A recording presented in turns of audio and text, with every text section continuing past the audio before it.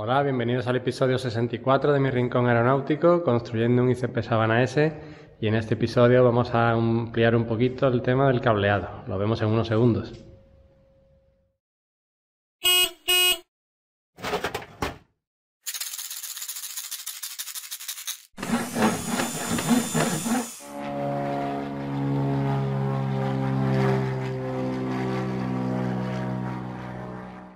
Voy a subir los cables que vienen de aquí abajo, de la consola central. Los voy a subir, los voy a cortar a la distancia correspondiente y le voy a instalar los terminales.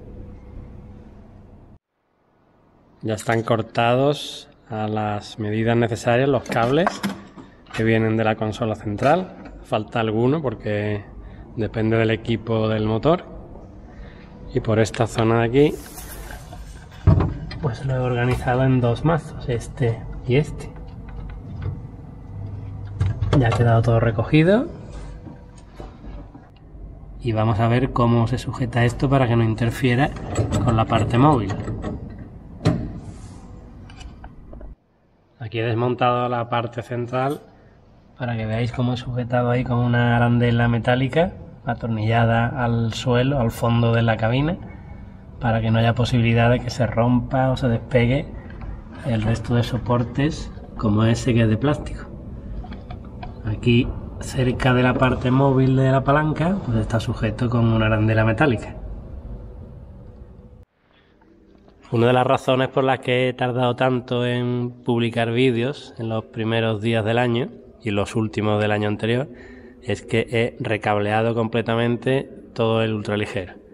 Estaba usando cables de 1,5, que son todos estos, y los he sustituido por cables de 1 milímetro. Aquí está la cabina cableada con cable de 1 milímetro. El cable de 1 milímetro aguanta hasta 9 amperios y lo máximo que tenemos pues son circuit breakers de 5, excepto este de 20. Para el de 20 sí lleva cable más grueso, por supuesto, pero para el resto con cable de 1 milímetro cuadrado sobra. Así que está todo cableado, y puesto que ya estaban instalados los pedales que he mostrado en episodios anteriores, pues me he dado cuenta que la posición del radiador para la calefacción de la cabina no puede ir ahí. Al cambiar el cableado, por supuesto también todo el de aquí arriba, he cambiado algunos interruptores. Estos los he puesto de doble circuito, son los de las luces, el estrobo, navegación y pitot, de forma que el segundo circuito lo que voy a hacer es mandarle señal al extensor de entradas y salidas, una señal de 12 voltios, de forma que en el panel EFIS, en la pantalla, voy a tener indicación de cuando están conectadas pues cualquier luz y la toma pitot. También he añadido otro banco de conectores para temas de señales y poco más. Así que voy a desmontar todo esto otra vez para poder acceder a desmontar el radiador. Bien, me he quitado el zapato porque como todavía no me puedo sentar en el asiento del piloto ni del copiloto, pues me he quitado el zapato para ver cómo queda, y vemos que la distancia entre la punta y el tema de la ventilación, de la calefacción, pues está muy próxima y puede haber interferencias, así que ese radiador lo tengo que quitar de ahí, ponerlo bastante más retrasado, y así que voy a modificar la sujeción de ese radiador. Ya he desmontado la bandeja de cableado y la única forma que veo para que el radiador no interfiera con los pedales es colocarlo así, de forma que la parte superior esté ligeramente por encima de la bandeja de los cables. Y para ello hay que salvar un poquito más de distancia, con lo que en la bandeja de los cables esta viga de aquí hay que adelantarla por lo menos hasta aquí.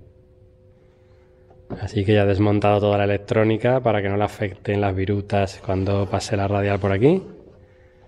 Estos conectores también los voy a cubrir. Y nada, pues ese es el trabajo que hay que hacer ahora. Dejarle hueco al radiador. Ya he cortado un trozo de aproximadamente 15 centímetros de la bandeja. he movido esto hacia proa, puesto que por aquí van a venir los cables de los flaps del trim, no, el trim viene por el centro, de los flaps, y bueno, por aquí del motor le he puesto este corrugado aquí aprisionado para proteger del borde cortante, y he añadido un cacharrillo más que he comprado, que es este, que es un emisor wifi para poder trastear con el EFIS sin tener que conectar ni meter tarjetas. Directamente desde el móvil pues se pueden traspasar planes de vuelo al EFIS, y esto va aquí a la misma alimentación que el EFIS, que está protegida allí con fusibles, y luego tiene dos señales de RX232, una de entrada, otra de salida, que conectan con el extensor que va instalado aquí. Y con esta modificación vamos a ver cómo está montado el radiador. El radiador queda finalmente colocado así, con tornillos métrico 4 al mamparo y aquí abajo, de forma que esto queda bien sólido y lejos de la puntera de los zapatos. La bandeja llega hasta aquí aproximadamente, así que la voy a montar para que veáis cómo queda todo el conjunto. Y así es como queda la bandeja de cableado con respecto al radiador, que por aquí cabe un dedo a todo lo largo, no hay posibilidad de que rocen. El cable del ventilador pues llega de sobra aquí, lo puedo llevar por aquí arriba o por debajo. El del otro lado pues por debajo ya tenía esta conexión que conectará aquí, y si no recuerdo mal, lo único que me faltaría por instalar sería el Arduino que controla las luces de navegación, perdón, las luces de aterrizaje y las luces alternativas en cada ala, que seguramente pues lo ponga o por aquí o por la parte de debajo, aquí. Y luego la centralita del motor, que seguramente la ponga aquí, en este lateral, para que esté lo más próxima posible al mamparo y al motor.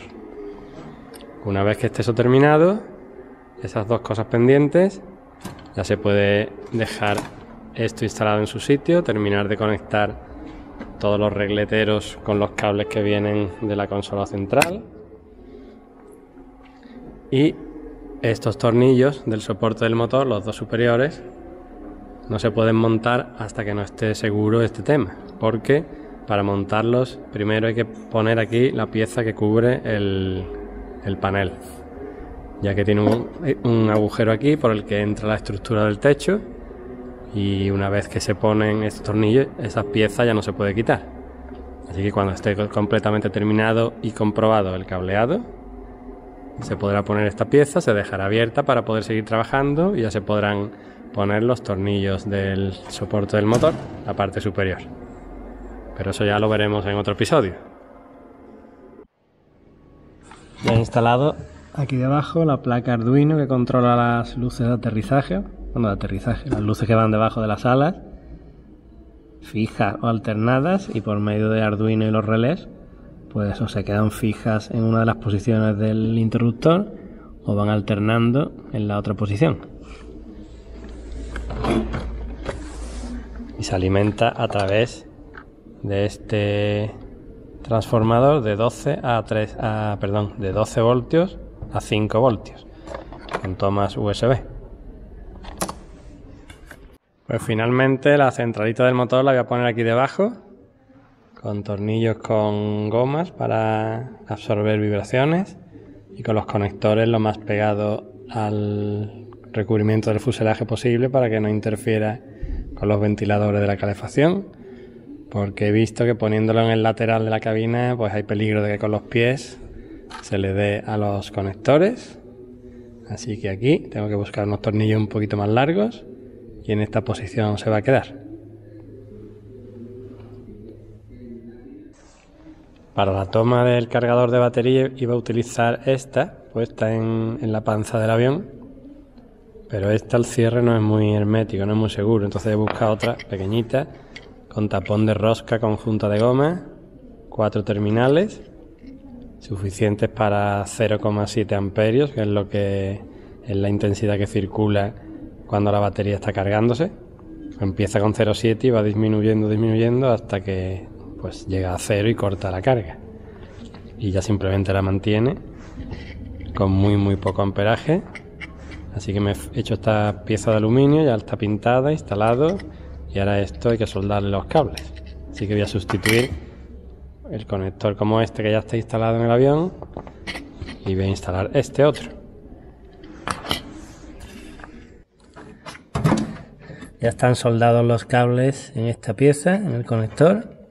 Identificado, tiene 4 pines, 1 y 3 para positivo y 2 y 4 para negativo. Y utilizando la misma plantilla con la que he hecho esta, poniéndole un círculo más pequeño, pues desde abajo voy a taladrar los agujeros para poder fijarla.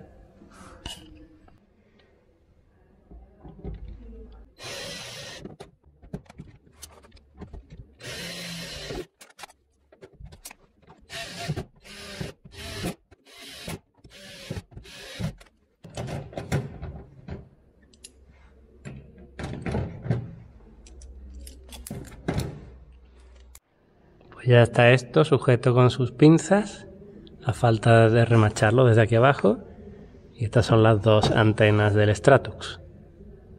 Aprovechando unos agujeros que había ahí, justo del tamaño, no he tenido que agrandarlos y ya solo falta enroscar las antenas ahí. Para instalar el borne que pasa por el mamparo, de detrás hacia adelante, voy a aprovechar estos agujeros que hay aquí, pero claro, los agujeros para fijar esto quedan muy cerca del borde. Entonces lo que he hecho es, con retales que ya estaban imprimados y pintados, estas chapitas que van a ir remachadas aquí,